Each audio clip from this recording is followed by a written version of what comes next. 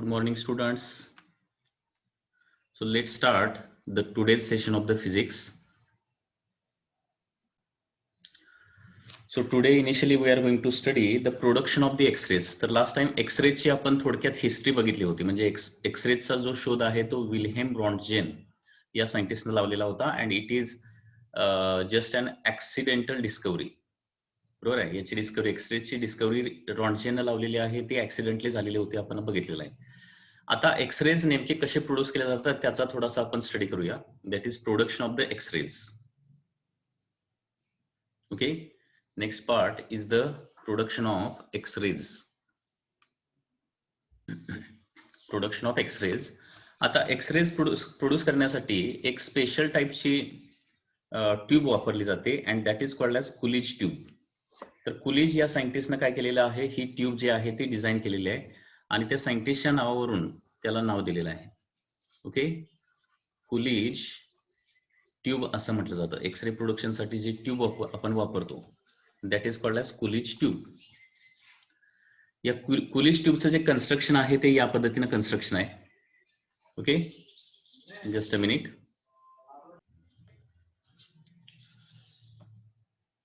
So Coolidge ट्यूबचं जे construction आहे ते इथं तुम्हाला दिसतंय. तर याच्यामध्ये फर्स्ट ऑफ ऑल काय आहे, this is a evacuated glass chamber. Okay, so this is the glass chamber, लक्षात घ्या. आणि पूर्ण हा इव्हॅक्युएटेड म्हणजे त्याच्यातली पूर्ण काय केलेली आहे, एअर काढून टाकलेली आहे. त्याच्या लेफ्ट हँड साइडला काय आहे, कॅथोड आहे. Okay, so this is the cathode. This is cathode. याला काय म्हटलं जातं, कॅथोड असं म्हटलं जातं. आणि राईट हँड साइडला जो आहे तो ॲनोड आहे, which is also called as target. याला टार्गेट असंही म्हटलं जातं. मेन एलिमेंट्स याचे लक्षात घ्या, कसे कसे एलिमेंट्स आहेत.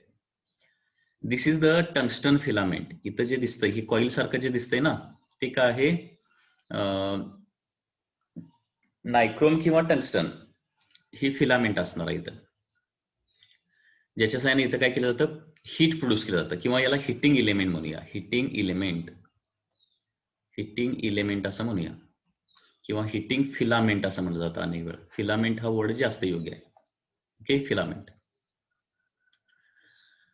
आता एक्सरेज नेमके कसे प्रोड्यूस केले जातात, तर एक्सरेज प्रोड्यूस करण्यासाठी काय केलं जातं. आता या एक्सपेरिमेंट मध्ये आपण बघितलं की हाय व्हेलॉसिटी इलेक्ट्रॉन ज्यावेळी एखाद्या मेटल्सवर आदळतात त्यावेळी त्याच्यामधून इलेक्ट्रोमॅग्नेटिक वेव्हज बाहेर पडतात. हाय एनर्जी किंवा हाय व्हेलॉसिटी इलेक्ट्रॉन्स ज्यावेळी एखाद्या मेटल टार्गेटवर आदळतात त्यावेळी त्याच्यामधून इलेक्ट्रोमॅग्नेटिक वेव्हज बाहेर पडतात. त्याला आपण काय म्हणतो, एक्सरेज असं म्हणतो. म्हणजे एक्सरेज प्रोड्यूस करण्यासाठी काय करावं लागेल, हाय एनर्जी इलेक्ट्रॉन्स जे आहेत, हाय energy electron should strike on the metal. Should strike on metal. आता याच्याशी रिलेटेड इथे एक महत्वाचा एक पॉइंट आहे, लक्षात घ्या.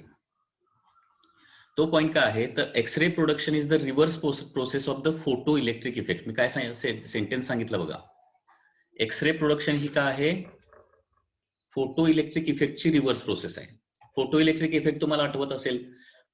फोटो इलेक्ट्रिक इफेक्ट मध्ये काय होतं, तर अशा प्रकारे एखादी मेटल प्लेट असेल, त्याच्यावर सुटेबल फ्रिक्वेन्सीचे इलेक्ट्रोमॅग्नेटिक रेडिएशन इन्सिडेंट केले, इलेक्ट्रोमॅग्नेटिक वेव्हज इन्सिडेंट केला, तर त्याच्यामधून काय होतात, इलेक्ट्रॉन्स बाहेर पडतात. याला काय म्हणतो आपण, फोटो इलेक्ट्रिक इफेक्ट. बरोबर आहे ना, आपण हे स्टडी केलेला आहे फोटो इलेक्ट्रिक इफेक्ट. एखाद्या मेटल प्लेटवर सुटेबल फ्रिक्वेन्सीचे रेडिएशन इन्सिडेंट केल्यानंतर त्याच्यामधून इलेक्ट्रॉन्स बाहेर पडतात. आणि एक्सरेज मध्ये काय होतंय बघा, बरोबर याच्या उलट होतंय. हाय व्हेलॉसिटी इलेक्ट्रॉन्स मेटल प्लेटवर इन्सिडेंट केल्यानंतर याच्यामधून काय होतात, इलेक्ट्रोमॅग्नेटिक वेव्हज बाहेर पडतात. बरोबर उलट आहे ना हे, लक्षात येते का मी काय सांगतोय. फोटो इलेक्ट्रिक इफेक्ट मध्ये इलेक्ट्रोमॅग्नेटिक वेव्हज मेटल प्लेटवर इन्सिडेंट केल्यानंतर त्याच्यामधून इलेक्ट्रॉन्स बाहेर पडतात. आणि एक्सरेज मध्ये हाय व्हेलॉसिटी इलेक्ट्रॉन इन्सिडेंट केल्यानंतर त्याच्यामधून इलेक्ट्रोमॅग्नेटिक वेव्हज बाहेर पडतात.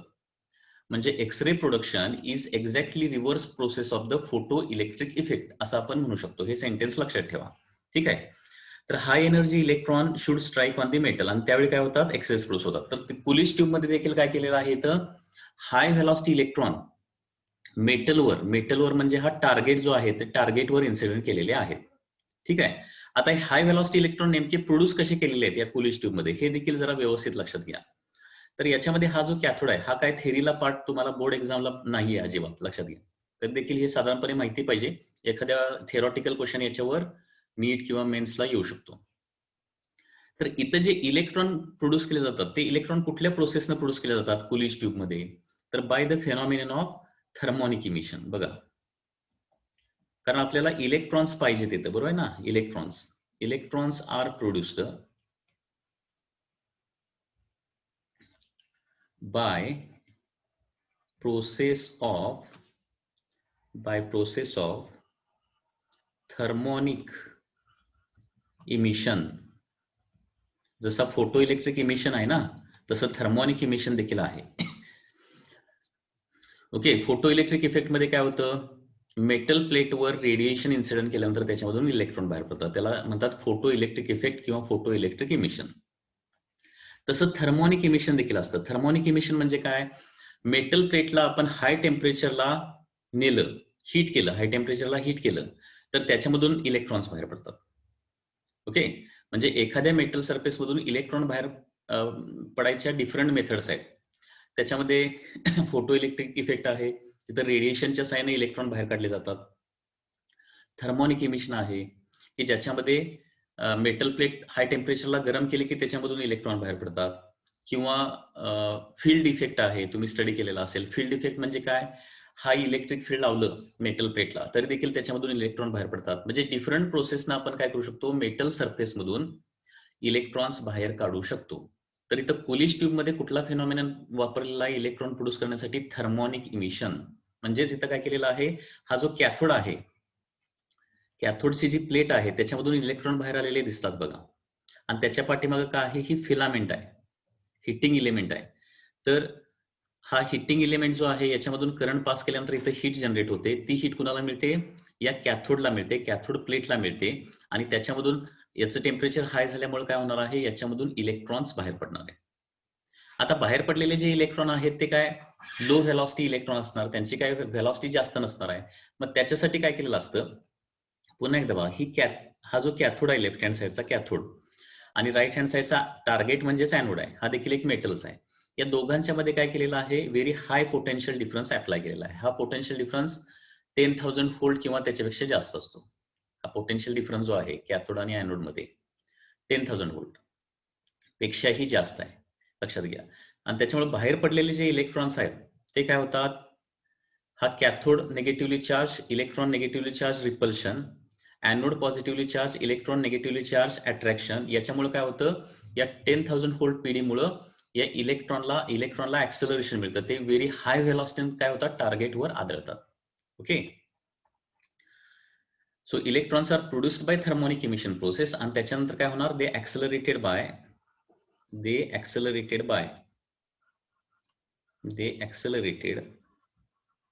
Bye very high PD, very high potential difference.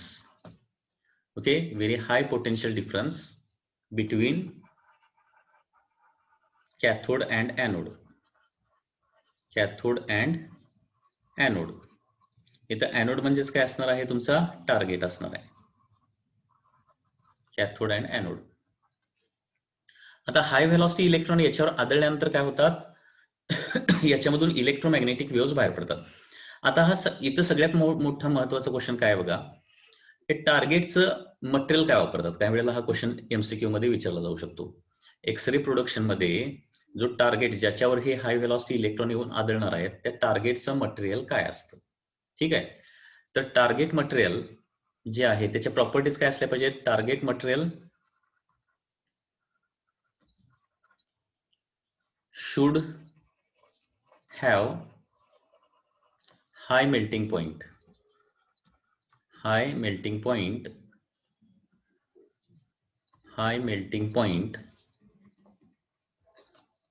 and it should be heavy.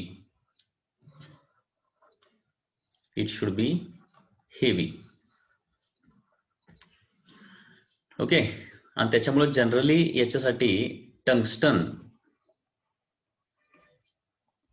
और मॉलिब्डेनम हे मटेरियल वापरलं जातं. हे व्यवस्थित लक्षात ठेवायचं. कारण लक्षात घ्या, ज्यावेळी हे इलेक्ट्रॉन हाय व्हेलॉसिटी याच्यावर स्ट्राईक होतात त्यावेळी तिथं काय होणार आहे, काही कायनेटिक एनर्जीचं कन्व्हर्जन हीट मध्ये देखील प्रोड्यूस होतं, लार्ज अमाऊंट ऑफ हीट देखील इथं प्रोड्यूस होते, लक्षात घ्या. म्हणून इथं वॉटर सप्लाय दाखवलाय बघा, इथं वॉटर सप्लाय. इथं प्रोड्यूस झालेली जी हीट आहे ती बाहेर काढायला पाहिजे, आणि ही बाहेर काढण्यासाठी इथं काय दिलेलं आहे, वॉटर सप्लाय. म्हणजे वॉटर सप्लाय जो आहे ना तो टार्गेट एलिमेंट मधून एक अशा प्रकारे होल पाडून त्याच्यामधून वॉटर फिरवलं जातं, जेणेकरून टेम्परेचर एका सर्टन लेवलच्या वर जाणार नाही, लक्षात घ्या. So very high heat is also produced here, आणि त्याच्यामुळे त्या हीटमुळे ते मेटल जे आहे ते मेल्ट होऊ शकतं. त्याच्यामुळे लो मेल्टिंग पॉईंटचं मटेरियल इथं वापरून चालणार नाही. ओके, टंगस्टनचा मेल्टिंग पॉईंट साधारणपणे किती आहे बघा, 3300 डिग्री सेल्सिअस आहे. 3300 डिग्री सेल्सिअस मेल्टिंग पॉईंट टंगस्टनचा. आयर्नचा किती असतो, साधारणपणे 1300 डिग्री सेल्सिअस. आयर्न 1300 ला मेल्ट होतं. टंगस्टन 3300 म्हणजे खूप हाय मेल्टिंग पॉईंट आहे. मॉलिब्डेनमचा देखील तसंच हाय मेल्टिंग पॉईंट आहे. अल्युमिनियमचा माहित असेल कदाचित मेल्टिंग पॉईंट तुम्हाला. अल्युमिनियम जे आहे ते साधारणपणे 600 डिग्री सेल्सिअसला मेल्ट होतं. म्हणजे कुठलंही मेटल इथं वापरून चालणार नाही, टार्गेट मेटल. ओके, ते हेवी पण असलं पाहिजे. हेवी म्हणजे त्याचा ऍटॉमिक मास नंबर किंवा ऍटॉमिक नंबर जो आहे तो जास्त असला पाहिजे.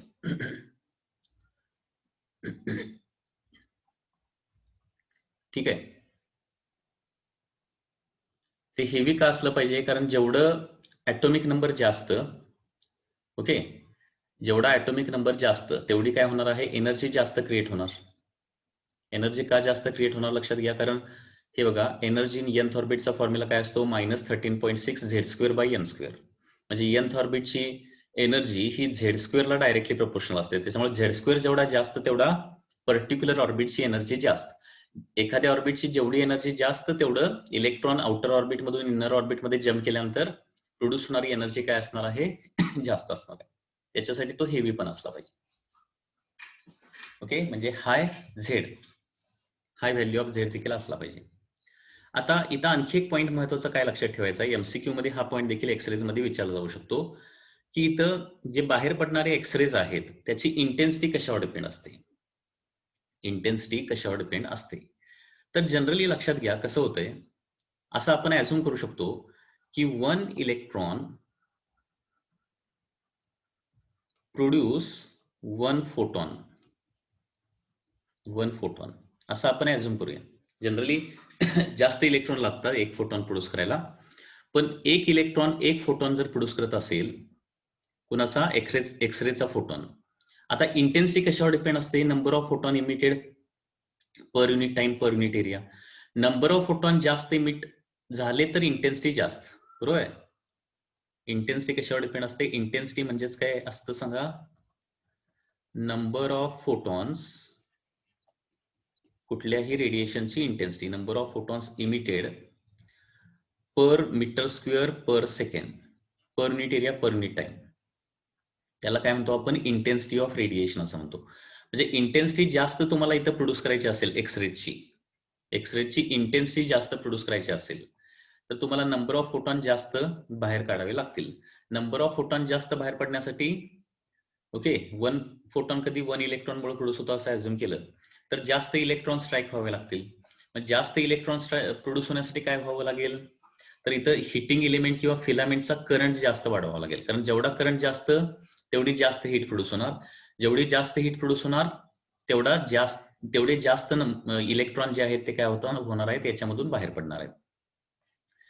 त्याच्यामुळं हा एक पॉइंट लक्षात ठेवा, MCQ point of view. MCQ point of view काय पॉइंट आहे लक्षात घ्या, तर intensity of x-rays depends on, intensity of x-rays कशावर डिपेंड असतं, depends on filament current. Okay, पुन्हा एकदा सांगतोय, इथे जे हिटिंग एलिमेंटचा जो करंट आहे, याला दिलेला करंट, हा करंट वाढवला की जास्त हीट प्रोड्यूस होणार.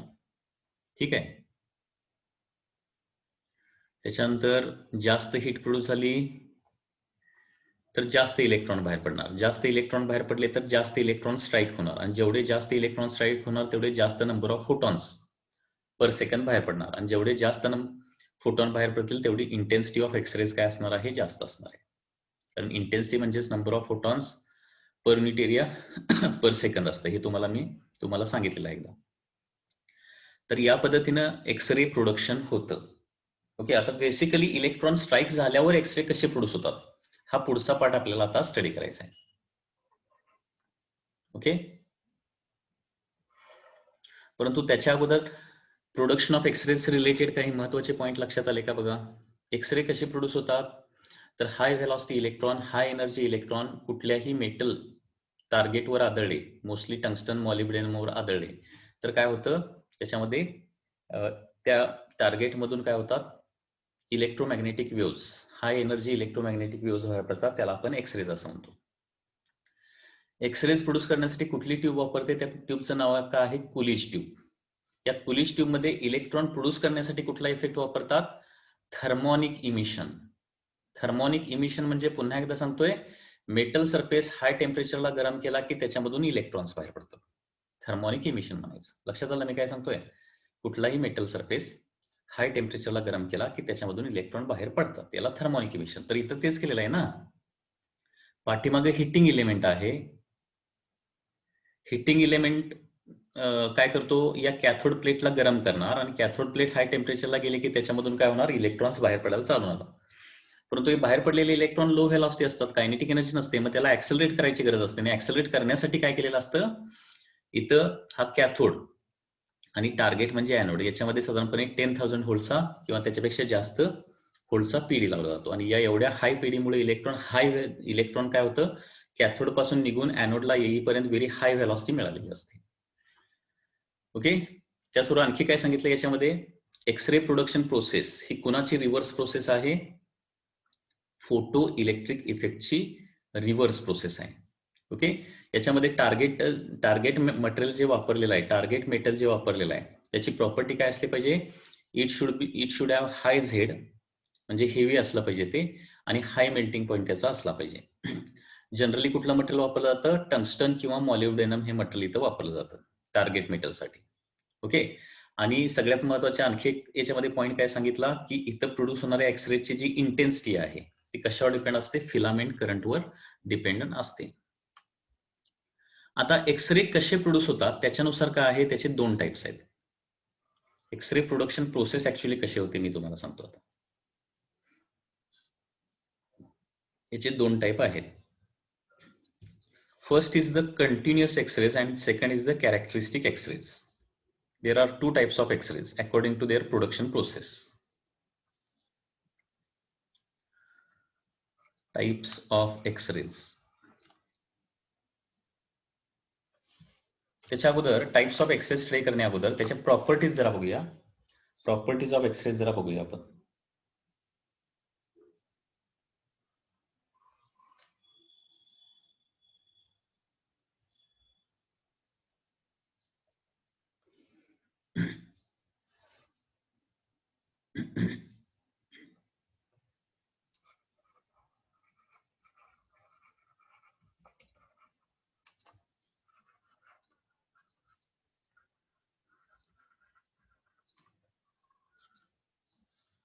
प्रॉपर्टीज ऑफ एक्सरेज देखील माहिती असणं आवश्यक आहे.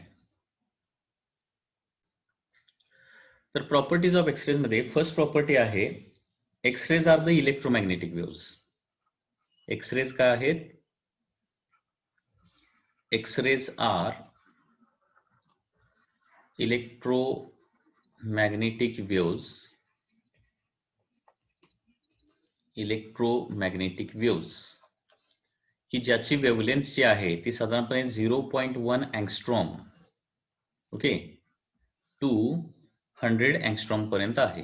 0.1 अँगस्ट्रॉम टू 100 अँगस्ट्रॉम पर्यंत याची वेव्हलेंथ असते. म्हणजे याची वेव्हलेंथ फिजिबल रिजन पेक्षा खूपच कमी आहे, कारण फिजिबलची 3000 म्हणजे 4000 अँगस्ट्रॉम टू 7500 अँगस्ट्रॉम पर्यंत आहे. त्या मनानं बघा 0.1 angstrom to 100 angstrom.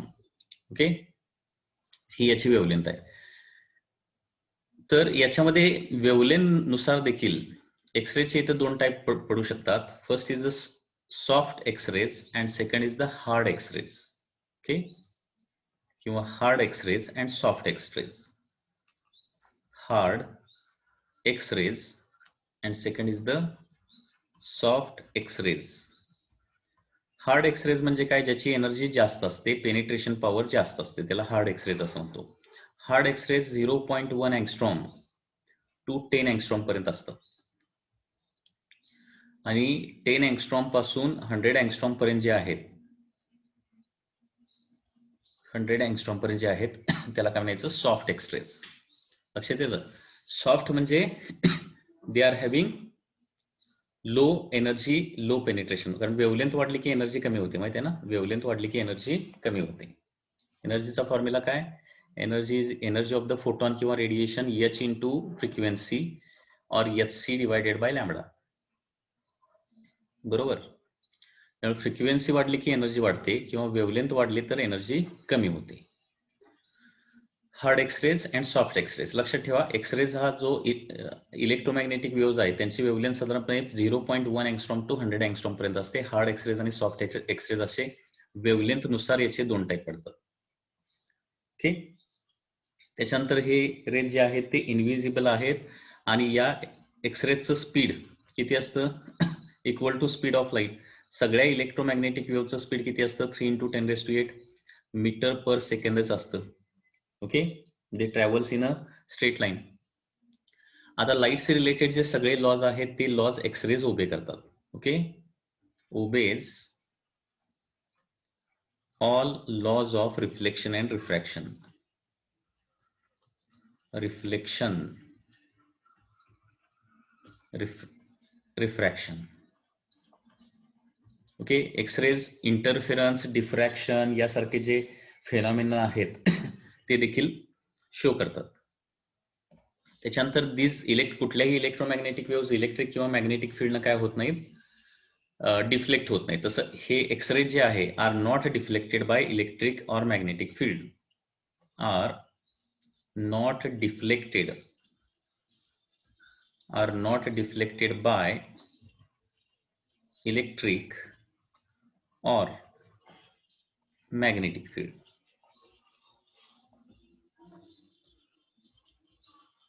Electric field और मॅग्नेटिक फील्ड, इलेक्ट्रिक फील्ड किंवा मॅग्नेटिक फील्ड ही डिफ्लेक्ट होत नाहीत.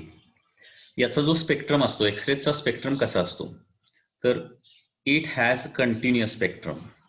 इट हॅज कंटिन्युअस स्पेक्ट्रम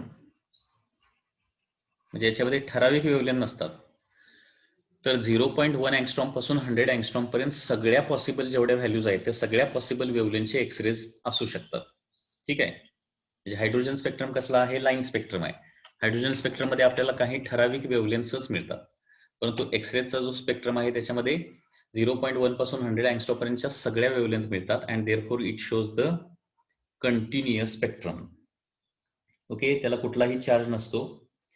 ते गॅसेस मधून पास झाल्यानंतर काय होतात, गॅसला आयोनाइज करतात. Ionize gas when pass through it. कुठल्याही गॅसमधून एक्सरेज आपण पाठवले तर त्या गॅसचं आयोनायझेशन होतं. म्हणजेच थोडक्यात एक्सरेज गॅसमधून पाठवले तर त्या गॅसचे जे ऍटम आहेत त्या ऍटम मधल्या इलेक्ट्रॉनला नॉकआउट करतात आणि पॉझिटिव्हली चार्जड ऍटम्स तयार करतात, म्हणजे आयोनाइज करतात. लक्षात येत आहे? म्हणजे गॅसमधून एक्सरेजला आपण पाठवले, गॅसमधून एक्सरेजला आपण पाठवले तर काय होणार आहे, ते ऍटमवर आदळतात, ऍटम मधल्या इलेक्ट्रॉनला ऍटम मधून काढून टाकतात आणि त्याच्यामुळे काय होणार आहे, ऍटमचं आयन्स मध्ये कन्व्हर्जन होतं, म्हणजे गॅसचं आयोनायझेशन होतं. आणि किती प्रमाणात गॅस आयोनाइज झाला हे मेजर करण्यासाठी एक युनिट आहे आणि ते युनिट आहे roentgen. So ionisation power is measured in roentgen. Ionisation power, गॅसचं आयोनायझेशन किती प्रमाणात होतं हे मेजर करण्यासाठी एक युनिट वापरतात, त्या युनिटला रॉन्टजेन असं म्हटलं जातं. एक्सरे जे आहे ते जनरली बोन्स किंवा मेटल मधून पास होऊ शकत नाहीत, पेनिट्रेट होऊ शकत नाहीत. Okay. Don't pass through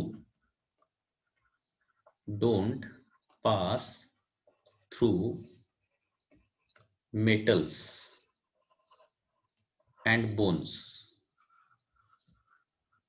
okay, but can pass through thin metal sheet, plastic, okay, cloth, किंवा फ्लेश याच्यामधून मात्र ते पास होऊ शकतात.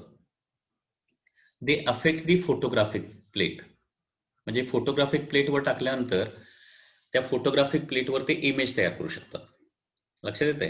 म्हणजे फॉर एक्झाम्पल फोटोग्राफिक प्लेट घेतली, त्याच्या समोर एखादा मेटल, एक पर्टिक्युलर शेपचा मेटलचा ऑब्जेक्ट धरला आणि लेफ्ट हँड साईडनं काय केले आपण, एक्सरेज इन्सिडेंट केले. सपोज हा एक ऑब्जेक्ट आहे असा काहीतरी, ठीक आहे, पुढं फोटोग्राफिक फिल्म प्लेट आहे आणि लेफ्ट हँड साईडनं एक्सरेज जर टाकले तर बरोबर या फोटोग्राफिक प्लेटवर काय होणार आहे, या मेटलची इथं इमेज तयार होते.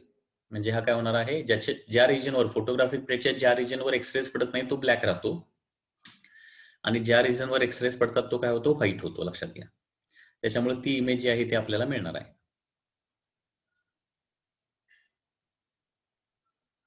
आयोनायझेशन लक्षात आलं का? आयोनायझेशन म्हणजे काय, गॅसचे जे ऍटम असतात त्या ऍटमचं आयन मध्ये कन्व्हर्जन होणं. एक्सरेज जर आपण काय केले, गॅसमधून पाठवले, एक्सरेज आपण गॅसमधून पाठवले तर काय होणार, त्या गॅसमधल्या ऍटमचं काय होतं, आयन्स तयार होतात. कारण एक्सरेज काय करतात, ऍटम मधल्या इलेक्ट्रॉनला एक्सपेल करतात, नॉकआउट करतात. ऍटम मधून इलेक्ट्रॉन बाहेर पडले तर काय होणार, त्याचं आयोनायझेशन होणार ना. तर इथं काय सांगितलं, दे अफेक्ट फोटोग्राफिक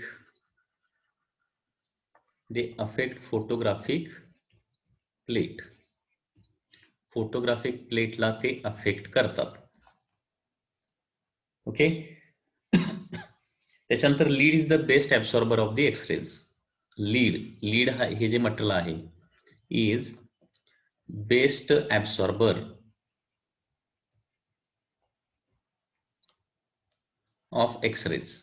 म्हणजे एक्सरेज लीड मध्ये जर टाकले तर त्या एक्सरेजला काय करतं, लीड पूर्णपणे ऍब्सॉर्ब करतं, म्हणजे त्याच्यातून पेनिट्रेट व्हायचा काय संबंधच येत नाही.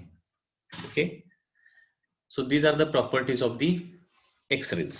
एक्सरेजचे युजेस पण आपण बघूया, युजेस कसे कसे आहेत एक्सरेजचे. पण युजेसवर देखील एखादा क्वेश्चन ओके विचारला जाऊ शकतो. युजेस ऍक्च्युली हा सगळा जो पार्ट आहे तो आणखी एका टॉपिक मध्ये आहे. म्हणजे एक्सरेज म्हणजे काय, कुणी शोध लावला, एक्सरेजची वेवलेंथ काय आहे, तर सध्या तरी जेवढं माहिती आहे तेवढं लक्षात ठेवा. हा आणखी एका टॉपिक मध्ये आहे आणि तो टॉपिक म्हणजे इलेक्ट्रोमॅग्नेटिक वेव्स. इलेक्ट्रोमॅग्नेटिक वेव्स मध्ये तुम्हाला सगळ्या प्रकारच्या इलेक्ट्रोमॅग्नेटिक वेव्स स्टडी करायला मिळणार आहेत. ठीक आहे. त्याच्या प्रॉपर्टीज, त्याचे युजेस वगैरे स्टडी करायला मिळणार आहेत. तेच आपण इथं देखील आता एक्सरेजचं बघायला लागलोय. तर एक्सरे जे आहे ते मेडिकल इमेजिंग मध्ये यूज केलं जातं. मेडिकल फील्डमध्ये एक्सरेचा खूप मोठा वापर केला जातो. तर मेडिकल फील्डमध्ये जे आहे एक्सरे काढले जातात माहित आहे, त्याला मेडिकल इमेजिंग असं म्हणतो. बोन फ्रॅक्चर किंवा ह्याचा लंग्सचा देखील एक्सरेज काढला जातो आणि लंग्सच्या एक्सरेजवरून आपल्याला कोरोनाचं इन्फेक्शन किती प्रमाणात झालेलं आहे ते देखील लक्षात येतं. बरोबर आहे ना. बोन फ्रॅक्चर किंवा बाकीचे काही इंटरनल आयडेंटिफिकेशन जर करायचं असेल तर त्याच्यासाठी आपण एक्सरेचा वापर करतो. मेडिकल फील्डमध्ये वापरला जातो. त्याचबरोबर कॅन्सर ट्रीटमेंटसाठी देखील याचा वापर केला जातो. ओके. मेडिकल फील्डमध्ये ऍक्च्युली हे मेडिकल इमेजिंग येणार, मेडिकल इमेजिंग. त्याच्यानंतर कॅन्सर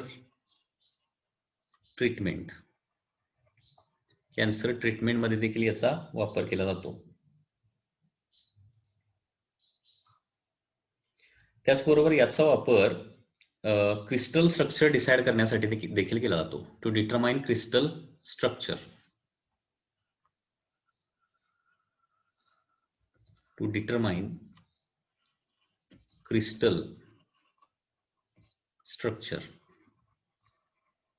क्रिस्टल स्ट्रक्चर डिटरमाइन करण्यासाठी, म्हणजे क्रिस्टल स्ट्रक्चर कुठल्या प्रकारचं आहे.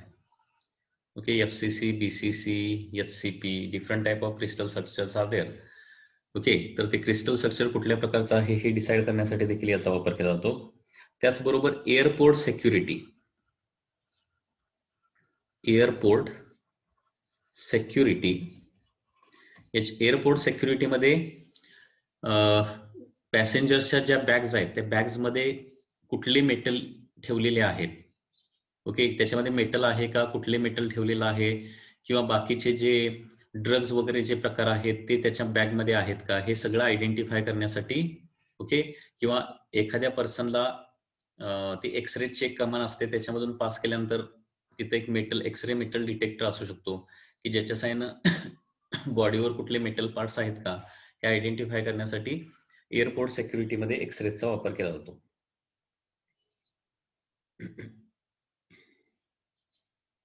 त्याचबरोबर मटेरियल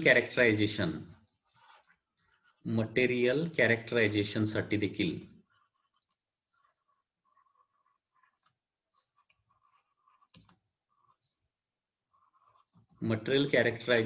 याचा यूज केला जातो. म्हणजे समजा एक तुम्हाला ओव्हर सापडलं, कुठलं तरी ओव्हर, ज्याला आपण खनिज असं म्हणतो, किंवा एखादं कंपाऊंड सापडलं, तर त्या ओव्हर मध्ये कुठले कुठले इलेमेंट्स आहेत हे आपण एक्सरेच्या साहाय्यानं शोधू शकतो. कारण डायरेक्टली फक्त व्हिज्युअल इन्स्पेक्शन करून त्याच्यामध्ये आयर्न आहे का, अल्युमिनियम आहे का, कॉपर आहे का, आणखी कुठलं इलेमेंट आहे हे आपल्याला डायरेक्टली सांगता येत नाही. परंतु एक्सरेज त्याच्यावर टाकल्यानंतर आपल्याला आयडेंटिफाय करू शकतो की त्याच्यामध्ये कुठले कुठले इलेमेंट्स आहेत, हे आयडेंटिफाय करण्यासाठी वापरू शकतो. याच्या व्यतिरिक्त म्हणजे वेल्डिंग प्रोसेसमध्ये क्रॅक्स इन मेटल जे आहेत ते फाइंड आउट करण्यासाठी.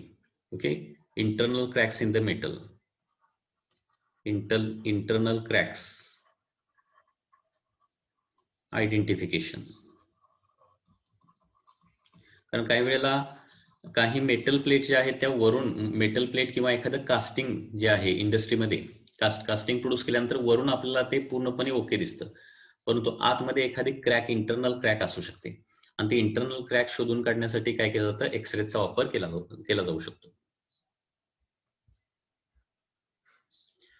So these are some uses or application of the x rays. आणि याच्यावर देखील एमसीक्यू येऊ शकतो, म्हणजे which of the following is application of x ray और which of the following is not application of x ray, असे क्वेश्चन्स याच्यामध्ये येऊ शकतात. तर याच्यामध्ये हे तुम्हाला लक्षात ठेवायचं आहे. तर त्या दृष्टीने इलेक्ट्रोमॅग्नेटिक वेव्ह जो टॉपिक आहे तो खूप इम्पॉर्टंट आहे.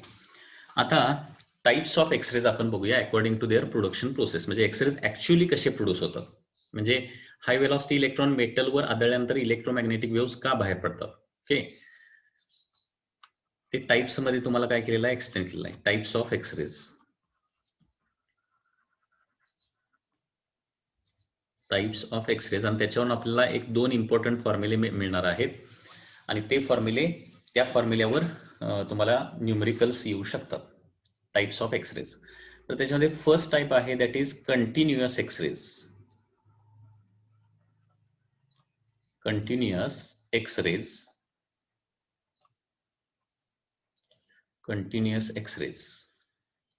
and second is characteristic x-rays, continuous x-rays and characteristic x-rays.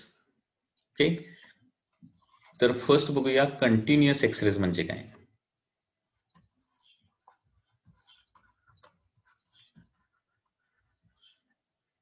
Continuous X-rays,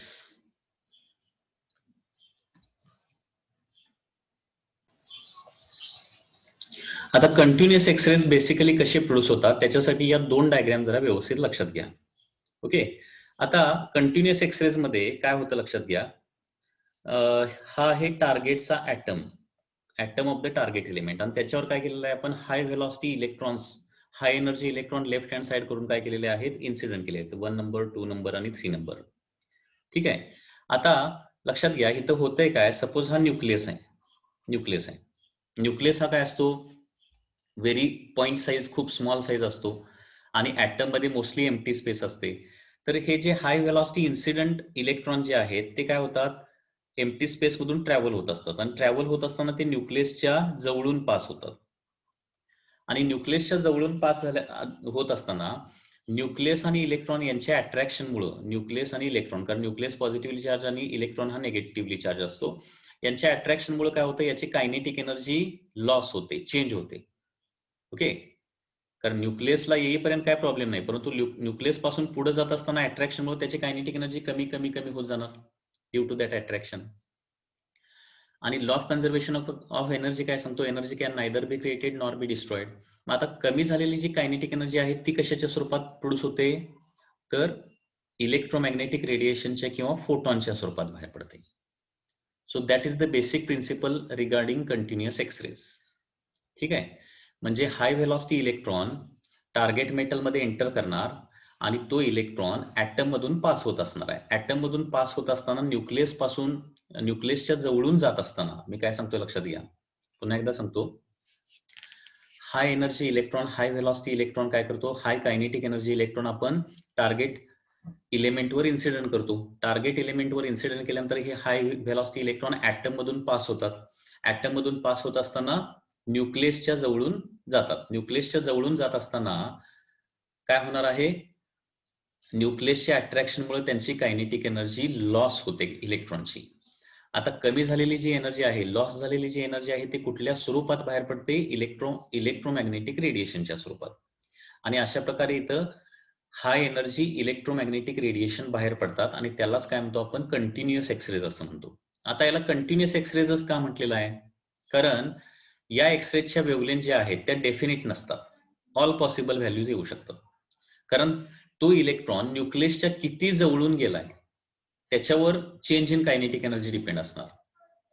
okay, आणि त्याच्यावर जेवढी चेंज इन कायनेटिक एनर्जी असणार आहे त्याच्यानुसार वेव्हलेंथ डिसाईड होणार आहे. काही इलेक्ट्रॉन न्यूक्लियसच्या अगदी जवळून जातात, काही इलेक्ट्रॉन न्यूक्लियसच्या खूप दूरवरून जातात.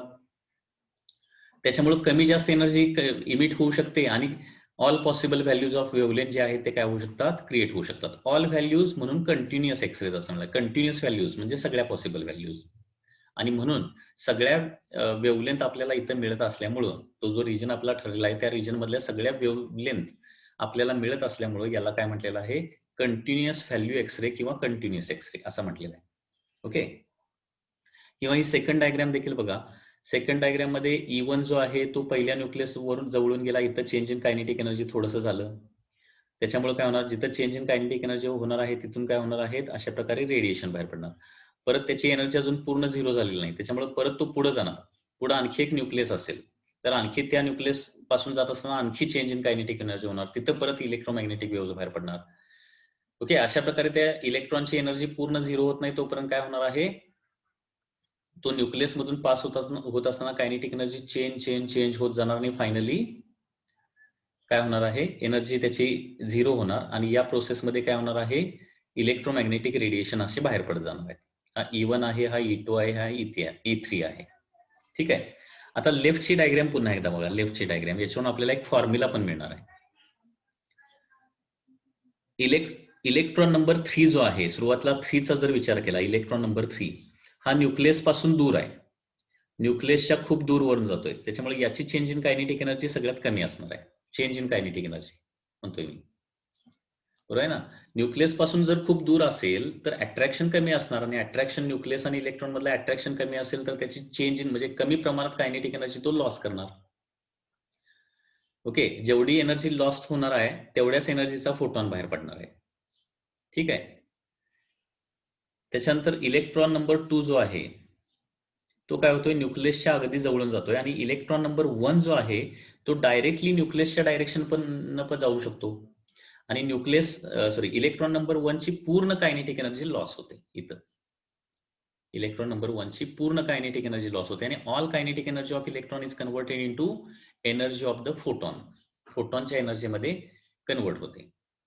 आता एनर्जी आणि वेव्हलेंथ मध्ये रिलेशन कसं आहे, डायरेक्टली का इनव्हर्सली, कसं रिलेशन आहे एनर्जी आणि वेव्हलेंथ मध्ये, मगाशीच लिहिलं होतं E is equal to H into nu and E is equal to HC by lambda, बरोबर. त्याच्यामुळं एनर्जी जेवढी जास्त तेवढी वेव्हलेंथ काय असणार आहे, कमी. आणि त्याच्यामुळे इथं साधारणपणे वेव्हलेंथ पण दाखवलेली आहे बघा. इलेक्ट्रॉन नंबर 3 मुळे प्रोड्यूस होणारी जी एक्सरे आहे ती जास्त वेव्हलेंथची असेल का कमी वेव्हलेंथची असेल, जरा सांगा. इलेक्ट्रॉन नंबर 3 मुळे प्रोड्यूस होणारी जी वेव्हलेंथ असणार ती कमी असेल का जास्त असेल?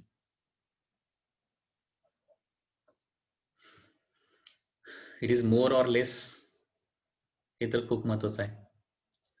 वेवलेंथ विल बी मोर, बरोबर आहे ना? कारण लक्षात घ्या 3 नंबरचा जो इलेक्ट्रॉन आहे त्याची एनर्जी कमी लॉस्ट होणार, कमी एनर्जीचा फोटॉन तयार होणार. कमी एनर्जी फोटॉनची एनर्जी कमी म्हणजे वेवलेंथ जास्त ना.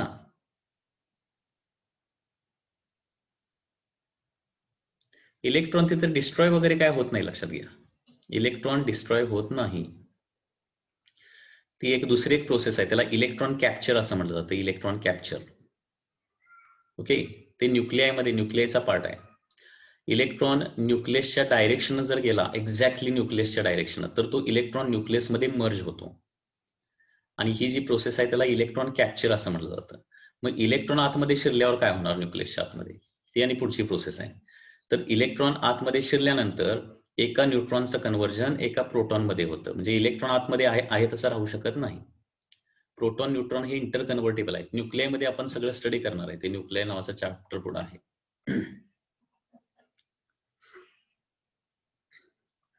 Neutron is converted, proton is converted to neutron electron capture process मध्ये. Proton is converted to neutron. बर, हे बघा, इलेक्ट्रॉन नंबर 3 जो आहे तो न्यूक्लियस पासून दूर निघालाय, दूरवरून निघालाय, त्याच्यामुळे चेंज इन कायनेटिक एनर्जी कमी असणार, म्हणजे कमी एनर्जीचा फोटॉन बाहेर पडणार. कमी एनर्जीचा फोटॉन म्हणजे इथं मोर वेवलेंथ येणार, मोर वेवलेंथ. म्हणून ते दोन लगतच्या क्रेस्ट मधलं डिस्टन्स बघा ना, इथं कसं दाखवलंय, डायग्राम मध्ये देखील व्यवस्थित दाखवलंय. ठीक आहे. त्याच्यानंतर इलेक्ट्रॉन नंबर 2 न्यूक्लियसच्या अगदी जवळून निघालाय. जवळून निघालाय म्हणजे जास्त एनर्जी लॉस होणार. जेवढी एनर्जी लॉस होणार, इलेक्ट्रॉनचा कायनेटिक एनर्जी जेवढी कमी होणार, तेवढ्या एनर्जीचा फोटॉन म्हणजे थोडंसं जास्त एनर्जीचा फोटॉन बाहेर पडणार. जास्त एनर्जी म्हणजे काय असणार आहे, लेस वेवलेंथ. ठीक आहे. आणि डायरेक्टली न्यूक्लियसच्या डायरेक्शन जाणारा जो इलेक्ट्रॉन आहे त्याची कायनेटिक एनर्जी पूर्णपणे झिरो होणार. ओके, इलेक्ट्रॉन मध्ये तो सबमर्जच होतोय, नाहीतरी न्यूक्लियस काय आपला जागचा हलत नाही, म्हणजे कायनेटिक एनर्जी झिरो झाली ना इलेक्ट्रॉनची. सुरुवातीला काहीतरी ई असणार कायनेटिक एनर्जी इलेक्ट्रॉनची, आणि ती पूर्णपणे झिरो होणार. आणि इथं काय होणार, ती जेवढी इलेक्ट्रॉनची कायनेटिक एनर्जी होती ती पूर्ण झिरो झाल्यामुळं तेवढ्या एनर्जीचा फोटॉन बाहेर पडणार. म्हणजे ही काय असणार आहे, सगळ्यात लिस्ट वेवलेंथ असणार, लिस्ट वेवलेंथ बाहेर पडणार. याला काय म्हणणार आपण, कट ऑफ वेवलेंथ असं म्हणणार. म्हणजे इलेक्ट्रॉनचा जर न्यूक्लियस बरोबर इम्पॅक्ट झाला तर मॅक्सिमम एनर्जी लिबरेट होणार, आणि याला कट ऑफ वेवलेंथ किंवा लिस्ट वेवलेंथ असे म्हटलं जातं. कमीत कमी वेवलेंथ, जेवढी एनर्जी जास्त, ओके, जेवढी एनर्जी जास्त तेवढी वेवलेंथ कमी. तर ही कंटिन्युअस एक्सरेची प्रोसेस आहे. ओके, तर इथं लिहितोय कंटिन्युअस एक्सरेस कसा प्रोड्यूस होतो. When electron passes near nucleus, when electron passes near nucleus काय होतं, kinetic energy is lost by electron,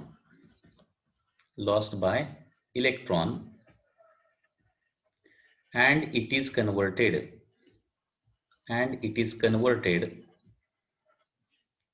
into photon. Okay, it is converted into photon. ठीक आहे. आता कायनेटिक एनर्जी ऑफ इलेक्ट्रॉनचा फॉर्म्युला काय येणार बघा. Kinetic energy of electron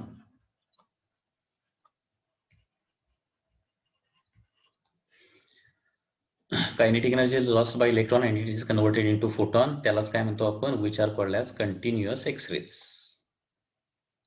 continuous x-rays. ठीक आहे. कायनेटिक एनर्जी ऑफ इलेक्ट्रॉन किती असणार बघा, ई इंटू फी असणार ना, E into V kinetic energy of electron. लक्षात येते, इलेक्ट्रोस्टॅटिक पोटेन्शियल मधला हा फॉर्म्युला आहे. हे बघा इथं तुम्हाला एकदा तरी पण सांगतो, ई फी कसा आलं कायनेटिक एनर्जीचा formula, E into capital phi. हे बघा, work is equal to change in kinetic energy. याला काय म्हणलं जातं, वर्क एनर्जी थेरम असं म्हणलं जातं. Work done is equal to change in kinetic energy. Electrostatic मध्ये वर्क डनचा फॉर्म्युला आहे चार्ज इंटू पोटेन्शियल डिफरन्स. हा क्यू म्हणजे काय आहे, चार्ज आहे, आणि फी म्हणजे काय आहे, पोटेन्शियल डिफरन्स. म्हणजे क्यू हा चार्ज फी या पोटेन्शियल डिफरन्स मधून सोडला, ऍक्सलरेट केला, तर त्याच्यामध्ये त्यावेळी तिथं वर्कडन किती होतंय, क्यू व्ही एवढं वर्कडन होतंय. चेंज इन कायनेटिक एनर्जी म्हणजे काय, final kinetic energy minus initial kinetic energy. आता सुरुवातीला चार्ज जर रेस्ट मध्ये असेल तर इनिशियल कायनेटिक एनर्जी 0 येणार आणि final kinetic energy is equal to Q into V. ठीक आहे. आता इथं जो आपण ऍक्सलरेट केलंय, कुणाला ऍक्सलरेट केलंय, इलेक्ट्रॉनला ऍक्सलरेट केलंय. त्याच्यामुळे final kinetic energy of the electron म्हणजे त्या कुलिश ट्यूब मधून बाहेर पडत असताना किंवा ती जे कॅथोड आहे तिथून बाहेर पडत असताना जस्ट ज्यावेळी स्ट्राईक होत असणार, कुणावर, टार्गेट एलिमेंटवर स्ट्राईक होत असणार आहे, त्यावेळी त्याची फायनल कायनेटिक एनर्जी किती असणार, चार्ज किती आहे ई, आणि पोटेन्शियल डिफरन्स किती आहे व्ही. हा पीडी आहे, लक्षात घ्या, व्हेलॉसिटी नव्हे, हे लक्षात घ्या. पोटेन्शियल डिफरन्स म्हणजे कुलिश ट्यूब मध्ये कॅथोड आणि एनोडच्या मध्ये जो पोटेन्शियल डिफरन्स लावलाय त्याला व्ही असं म्हणतो. आणि ई म्हणजे चार्ज ऑन द इलेक्ट्रॉन. म्हणजे ज्यावेळी मेटल सरफेसवर टार्गेट एलिमेंटवर स्ट्राईक होत असणार इलेक्ट्रॉन, त्यावेळी त्याची कायनेटिक एनर्जी किती असते, ई व्ही असते, हे लक्षात ठेवा, E into V. Any doubt in this case? Once again बघा, हा वर्क एनर्जी थिरम आहे. हा कुठं वर्क एनर्जी पॉवर या टॉपिक मध्ये तुम्ही स्टडी केलेला असेल. Work done is equal to change in kinetic energy. Q या चार्जला फी या पीडी मधून ऍक्सलरेट केला तर वर्क डन होतंय Q phi is equal to change in kinetic energy म्हणजे फायनल मायनस इनिशियल. ओके, तर Q phi is equal to final kinetic energy जर इनिशियल 0 असेल तर, स्टार्टिंग फ्रॉम रेस्ट असेल तर. त्याच्यामुळे हे जनरली इथं बाहेर पडले म्हणजे थर्मोनिक इमिशन बाहेर पडलेला इलेक्ट्रॉन जस्ट बाहेर पडलेला असणार, त्याची एनर्जी 0 असणार असं आपण कन्सिडर करतोय सुरुवातीला. ते कॅथोड एनोडला येऊन स्ट्राईक होईपर्यंत त्याची फायनल कायनेटिक एनर्जी किती झालेली असणार आहे, just before striking E V. बरोबर. तर कायनेटिक एनर्जी ऑफ इलेक्ट्रॉन असणार आहे ई इंटू फी. त्याच्यामध्ये ई म्हणजे 1.6 इंटू 10⁻⁻⁹ आणि फी म्हणजे काय, potential difference.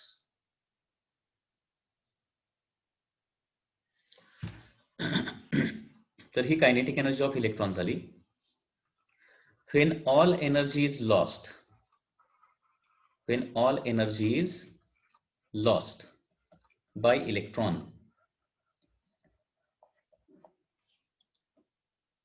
when all energy is lost by the electron. आता बघा इथं चेंज इन कायनेटिक एनर्जी म्हणजे काय असणार, एनर्जी ऑफ फोटॉन असणार ना. इथं बाहेर पडणारा जो फोटॉन असणार आहे, energy of photon is equal to काय असणार आहे, change in kinetic energy of electron असणार. इलेक्ट्रॉनची कायनेटिक एनर्जी जेवढ्या प्रमाणात कमी होणार आहे तेवढ्याच अमाऊंटच्या एनर्जीचा फोटॉन बाहेर पडणार. सो एनर्जी ऑफ फोटॉन काय लिहिणार आहे, एच इंटू न्यू किंवा एच सी बाय लॅमडा लिहूया. H C by lambda is equal to काय येणार आहे, ई इंटू व्ही. म्हणजे इलेक्ट्रॉनला सगळीच कायनेटिक एनर्जी जर लॉस्ट केली त्यावेळी कुठली वेव्हलेंथ इमिट होणार ते आपल्याला बघायचं आहे, त्याचा फॉर्म्युला. तर energy of photon H C by lambda is equal to E V. आता लॅमडाला इथं मिनिमम लिहावं लागेल का मॅक्सिमम लिहावं लागेल, तो वर्ड महत्वाचा आहे. लॅमडा इथं मिनिमम लिहू का मॅक्सिमम लिहू हे मला तुम्ही सांगा, कारण त्याच्यावर क्वेश्चन्स असतात.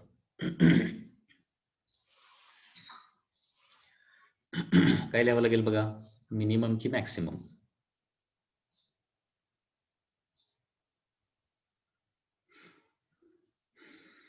Most of the student have the answer minimum. बघा, अरे एनर्जी जास्त वेव्हलेंथ कमी हे लक्षात आलं पाहिजे ना. जेवढी जास्त एनर्जी असेल तेवढं काय असणार आहे, वेव्हलेंथ कमी असणार. किती वेळा लॉजिक सांगायचंय, जास्त एनर्जी फोटॉनला मिळणार ना. जास्त एनर्जी फोटॉन पूर्णपणे कायनेटिक एनर्जी लॉस होणार इलेक्ट्रॉनची, म्हणजे सगळ्यात जास्त एनर्जी काय मिळणार आहे आता, फोटॉनच्या कन्व्हर्जनसाठी मिळणार. म्हणजे किती, ईव्ही एवढी एनर्जी फोटॉनच्या कन्व्हर्जनसाठी मिळणार. जास्त एनर्जी मिळणार म्हणजे प्रोड्युस्ड वेव्हलेंथ काय असणार आहे, कमी असणार आहे. त्याच्यामुळे लॅमडा मिनिममचा फायनल फॉर्म्युला येतो. म्हणजे एक्सरेची जी कट ऑफ वेव्हलेंथ आहे किंवा मिनिमम वेव्हलेंथ आहे ती किती असते, H C by EV. H C by EV. आणि हे सगळं कॅल्क्युलेशन केलं तर इथं देखील एक शॉर्टकट फॉर्म्युला मिळतो. This is a shortcut formula for lambda minimum cut off wavelength काढायला, कारण याच्यावर अनेक वेळा क्वेश्चन असतो. ओके, म्हणजे प्रोड्यूस होणारी वेव्हलेंथ जी आहे ती ही असणार किंवा याच्यापेक्षा जास्त असणार आहे. लक्षात येत आहे? ही वेव्हलेंथ कधी प्रोड्यूस होणार सांगा? ज्यावेळी सगळीच्या सगळी इलेक्ट्रॉनची कायनेटिक एनर्जी लॉस्ट होणार त्यावेळी. आणि जर त्याच्यापेक्षा थोडीशी कमी एनर्जी लॉस्ट होत असेल तर काय होणार आहे? याच्यापेक्षा जास्त वेव्हलेंथ तुम्हाला मिळणार आहे. लक्षात येत आहे? 12,400 divided by accelerating PD in the Coolidge tube. ठीक आहे. So this is the formula for continuous x-rays. लक्षात आलं का बघा फॉर्म्युला? हा काय आहे? Cut off wavelength of continuous. Cut off म्हणजे मिनिमम वेव्हलेंथ. कट ऑफ और minimum wavelength of x-rays. Minimum wavelength of x-rays is given by formula HC by E phi असणार आहे किंवा 12,400 डिवायडेड बाय फी.